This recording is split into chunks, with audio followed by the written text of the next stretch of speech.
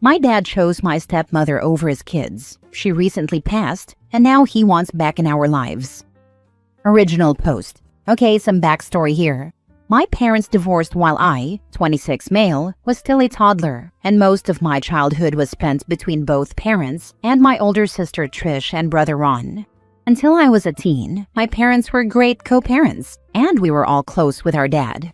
Then he met his second wife, Susan. They had only been dating for a few months when they decided to get married. Immediately, things changed. When my siblings visited, she demanded that we call her mom, and she had this deep dislike for Trish. She called her fat, smashed her phone for writing hurtful things about her to her friends, and after checking over her homework, if she saw anything wrong, she would just rip the paper up. When our mom confronted Dad about it, he just made up a stupid excuse about Susan being a strong woman and that Trish could learn from her. After that, Trish just stopped visiting and Dad told her to grow up. Ron, meanwhile, went through a rough patch after he graduated college and he broke up with his boyfriend. Since he couldn't afford a new place of his own, he moved in with Dad for a bit but left after a few weeks. His entire time there was just Susan telling him that his degree was a joke, that he was pathetic for still living off his parents, and she would even mock him for flaming if he got excited over something, telling him he was too flamboyant. After he left, he told Dad that he expected an apology, and that he did not deserve to be treated like garbage by Susan while his father just watched. He just said that Susan was part of the family now and that he stood by his wife. Ron kindly told him to never speak to him again and went full no contact. With me, I never took any of Susan's BS, and if she would say something to me or make a comment, I'd just ignore her or leave the room. This made her mad, since I always assumed she lived off the drama she caused when Trish would cry or Ron got mad. Instead, she cried to Dad and told him that I hurt her deeply and that I made her feel unloved in her own home. Dad took her side, and the last time I was at his house involved him screaming at me and calling me an ingrate. We got into a shoving match and I stormed off and went to a local fast food place until my mom could come get me. After that, the contact we had was pretty much him calling and asking about how things were. He didn't even come to my high school graduation or Trish's wedding because he and Susan were saving money. We all came to accept that Dad chose his new wife over us, and while it hurt like hell, we moved on. Finally, just before Thanksgiving, Susan passed away suddenly and it hit Dad hard. Since she had little family and they had no friends outside each other, he is pretty much alone now. Trish invited him to dinner with her family a couple of times, but he's a stranger to her kids, and her husband hates him because of how he let Susan treat her. Ron was the only blunt one and told Dad that he can't just come back after everything. Right now, I'm just confused, and I don't know what to do. The only contact I have with him is through Trish, and she thinks that Dad is still deeply mourning and that he wants his kids back in his life. Since I don't use social media or the internet much, dirty hippie stuff, my friend is posting this for me so I can get some outside perspectives. I remember how my dad was before he got married and I miss that side of him, but at the same time I know he threw us to the curb for her. Now for the top advice before reading the update. If I was in your shoes, I personally wouldn't just let my dad come swanning back into my life immediately, like the past few years didn't happen. He let his wife treat you all like crap and said nothing. He is your dad, for goodness sake. How can he act like that? He is only back now because he is alone, through his own doing, and had his wife not passed away, he wouldn't be there. However, if you can forgive your dad, then great. Maybe just see how he initiates contact with you. Does he apologize? Does he seem like he is remorseful, or does he just think things are going to be back to normal? His response will tell you all you need to know, if you don't already know now. Past few years. Sounds like it's been 10 years or so. OP said he was a teen when this happened. Yeah, the last time I was at his house was when I was 17. After that, our only contact was over the phone. Did he apologize at all? If he didn't even apologize, I'd be afraid that the same is going to happen as soon as he meets a new woman. He didn't apologize in a sense, but he says that he misses us and that he missed out on too much. He didn't even know that my sister had a second kid until recently, and she said that it hit him pretty hard. I hope you guys understand that he only wants to come back because she died. If she was still alive, he would still be ignoring you all. I know this. When they were together, they were bitter people that pushed everyone away. Susan even had 3 adult kids that hated her, and only one of them came to her funeral. Right now, my brother and I think that we are just his backup. Now for the update. Wow, all I can say is thanks for all the advice last time. I guess what I wanted was the father I thought I had, but since I posted this, a lot has happened with my family. 2 days after I made this thread, my sister's oldest kid decided that he wanted to surf down a hill on his sled when his mom was busy with his brother, something only a 10-year-old would think is smart. He ended up breaking his wrist and his leg badly enough that he needed multiple operations. He is doing better now, but Trish is exhausted taking care of him, and on top of that, she's pregnant with her 3rd kid. This has left our dad at the bottom of her concerns, and he has not taken it well. When I spoke with her, she said that he was driving her crazy and kept trying to guilt trip her, saying, "You can't find the time for a widowed old man," and basically being a huge pain in the butt. My brother said that he pretty much accepted that our dad would act like that when he wasn't the center of attention. I guess that being the youngest, I was shielded from his behavior even before he met Susan. Ron said that our dad would call him a fag multiple times as a kid, and that when he did come out to the family, Dad just told him to shut up. I should also mention that even though he struggled a bit after college, Ron ended up getting a pretty decent job with a high salary. After Susan and our dad found out, they tried to bill him for the few weeks he lived with them, and even threatened to call the cops. He ended up giving them a couple thousand to get them off his back, and went full no contact. There were also more incidents I mentioned in the last thread. He offered to watch his brother's kid after his own wife died, but backed out at the last second. That brother now refuses to have any contact with him as well. And I also found out that the only reason he agreed to co-parent with our mom was because she told him that if he didn't spend time with us, she would go after him for more child support.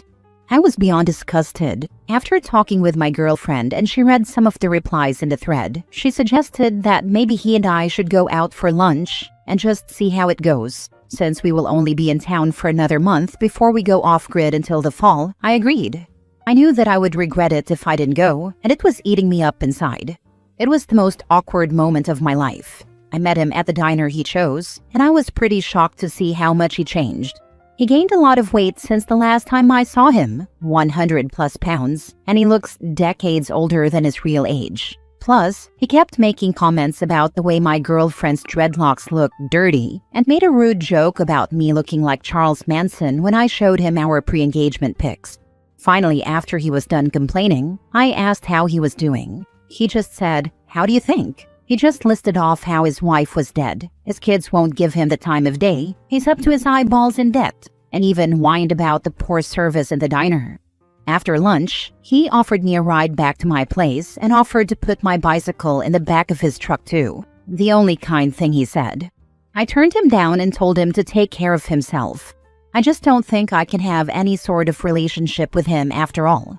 I talked with my girlfriend all night, and she said that maybe I turned Susan into a scapegoat for my dad's rotten behavior, and that I didn't want to accept the type of man he really was. Right now, I'm focusing on the positive things in my life. My nephew is recovering well, with a 3rd one due in the summertime, and my girlfriend and I are planning to get engaged shortly afterward. My dad's rejection still hurts like hell, but I plan on working past it. Good for you. I mean it sincerely. Your dad obviously didn't learn his lesson. He is screaming for attention. Well, he is not a kid anymore and there are consequences. I feel sad for you. Your dad sounds like mine. I have forgiven my dad because he is dying, and I just don't want to get mad anymore. My own dad finally started showing some compassion when he realized he's going to die alone. Turns out he's still an a-hole though. Only last week did he send me paragraphs of text telling me how much of a failure I am and how I will never be successful. Because that's how you support your kids. I just replied to your old thread saying take some time and space to evaluate. Forgot I was browsing the before story. I think you've got the mythical closure that people sometimes aim for. I've recently had a similar conversation with my brother, where I realized that the relationship I want to have with him just isn't going to happen. What can you do when you tell someone that they've hurt you with their actions and they reply, "Well, I'm an a-hole. I admit it. I'm not going to change." It upset me, but also gave me peace. I don't have to keep trying to work on this relationship anymore, trying to find the right words or actions to help us connect. It's not my fault it isn't working. Your eyes have been opened to your dad's crappy behavior. It's helping you explain some of the things about your childhood. I think your girlfriend is right about how you projected all the awfulness onto Susan. If she was the driver for it, your dad sat back and let her. As it turns out, it was more birds of a feather flock together. I'm glad you gave him a chance to hear him out, even if you didn't like what you heard, because now you know the reality of the situation and can deal with that, rather than what ifs and what might have been. It sounds like you have loving relationships around you. It doesn't sound like you'll repeat the patterns of your childhood with the next generation. Last story. My son cut contact due to his stepfather. I divorced my ex-husband when my son was 11 years old. We had 50-50 custody. I remarried to my current husband 2 years after that. My current husband and my son did not get along, to say the least. Even when I was dating him, they remained aloof with each other.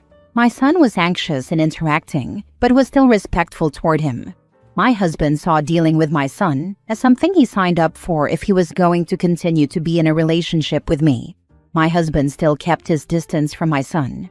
Things got worse after we got married. My husband would avoid my son when he came to visit. He soon started criticizing him and became harsh with him. It could be occasionally getting a snack from the fridge without asking, or sometimes forgetting the lights on in his room. He said I should cut down my visitations with my son. I asked him why he hated him. He said he doesn't hate him, but dislikes him. He hates the fact that he's introverted and awkward. My husband said it's already enough that he tolerates him. He kept antagonizing my son. He would say things like he should get a job during high school because he is going to be out of the house at 20 at best. I always stood up for my son and admonished my husband in private and told my son not to take it seriously in the heat of the moment. My husband laid off my son when I got pregnant with our daughter 5 years ago. By that time, my son already felt alienated. I admit I always prioritized my relationship with my husband over my son. I made more effort in spending time with my husband than my son, whether it be doing our daily Friday date nights, going out as a couple only every other weekend. We did more couples-only vacations in a year than family vacations, not including the occasional weekend getaways. I understood this made my son feel second place, but my son didn't understand that eventually he would start a life of his own, but my partner is still going to be with me. Yes, I could have spent more time with him, but no parent is perfect, and it's always a struggle to keep a balance. My son became distant from me and focused on his studies more. That paid off at least, since he got a huge scholarship for our flagship state university. He relied on student loans to pay the rest of tuition. He cut me off the day he was supposed to come back from winter break. He cut me off by email. He wrote this: "Dear Mom, I don't want a relationship with you anymore. Your love holds little to no value to me anymore. I don't resent you for divorcing Dad. I don't resent you for finding love again and wanting to get remarried. However, these past years, I've learned an important lesson. I've learned that the relationships one holds on to play a role in their identity. You can't say you love me more than anything in the world, yet love a man who treats me like an unwanted burden. I resent you for making him my stepfather. I resent you for making me treat someone who hates me being around like an authority or parental figure, even though he hasn't earned it. I resent you for always choosing him over me. Don't call me anymore. Don't visit me. I have a great life in college with new friends. I guess I am not the weirdo with no friends that the crap stain of a human being who you call your husband said anymore. And I still have Dad who loves me. Goodbye forever." That message still haunts me. I tried calling, but my number is blocked. When I attempted to visit him, he wouldn't let me in his dorm and finally threatened to get a restraining order. That's when I backed off. My mother, his grandmother, is the only connection I have to him and my sister's Facebook. My mother was the one who told me he was double majoring in mechanical engineering and physics, and he was currently doing a PhD in physics in an Ivy League. My sister allows me to log into her account to see pictures of his life. When I saw his graduation pictures, with only his dad invited or pictures of his friends, I just burst into tears. Can I still get him back? I'm sorry, but you're making excuses by saying when your son builds a life, you will still have your husband. Fact of the matter is you don't know that. People get divorced. Relationships end. It seems like your husband made no effort and you chose him over your child. I don't really blame your son. It sounds like your husband treated him like a burden, and you let him. Now you're going to have to deal with the consequences of that, which is not being a part of your son's life. Which is a shame because he sounds like a driven, amazing guy. My daughter's father did to her what you did to your son. Talking to my daughter, I doubt she'll ever want to rebuild her relationship with her father, and I doubt your son will either. You're reaping what you've sown. I just hope that you choosing your new husband over your son will not damage your son for life. My dad did the same to me. I attempted to let him back in and he repeated the same actions. See ya. No coming back this time. Sorry, but you allowed your husband to treat him like crap and you expect him to want you around? Doesn't work that way. I hope your son gets the counseling he needs to move on, but kudos to him for placing higher value on his own self-worth. I have to agree with most of the responses. Similar situation for me growing up. And while I never cut off my mom, I did cut off my stepfather due to his repeated put-downs, insults, and negativity. It finally came to a head when his bizarre behavior affected my own kids. I ended my relationship with him completely, and it was the right thing to do. While for my own benefit, I forgave him. It was during my final talk with him after 10 years of silence, and he was on his deathbed. While he provided for us materially, and I learned many things from him, none of it was worth the price of my peace of mind and the anxiety and depression he caused me and my brothers and sister. For his own sake, not yours, I hope he learns to forgive you. Whether this includes ever speaking to you again is up to him. So until if or when this happens, you should cease being yet again selfish and leave him be, as he wishes to be, alone.